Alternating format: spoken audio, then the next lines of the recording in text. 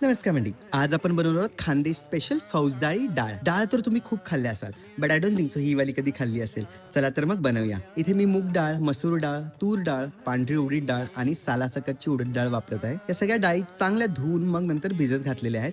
आता या कढईत घेऊया डाळी, सोबत हळद, मीठ आणि पाणी घालून या सगळ्यांना शिजवून घेऊया.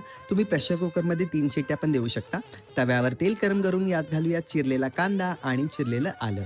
कांदा मस्त ब्राऊन करून घ्यायचा आहे. त्यानंतर त्यात सुकं खोबरं घालायचं आहे आणि त्यालाही ब्राऊन करून घ्यायचं आहे. थोडं पाणी घालण्याची पेस्ट करून घेऊया. आता पॅनमध्ये तेल गरम करून त्यात जिरे, मोहरी आणि हिंग घालायचं आहे. परतून त्यात चिरलेला लसूण घालूया. थोडं ब्राऊन झाल्याच्या नंतर यात जाईल कांदा खोबऱ्याचं वाटण, लाल तिखट, कांदा लसूण मसाला आणि या सगळ्याला मस्तपैकी भाजून घ्यायचं आहे. आता यात जाईल शिजलेली डाळ. छान मिक्स करून 2-3 उकळ्या येऊन द्यायच्या. शेवटी चिरलेली कोथिंबीर घालून याला फिनिश करायचं आहे. एका मस्त सर्विंग बोलमध्ये काढून कोथिंबीरने गार्निश करूया आणि मस्त गरमागरम भातासोबत याचा आनंद घेऊया. सो तुम्ही पण ट्राय करा ही रेसिपी आणि मला सांगा की कशी वाटली.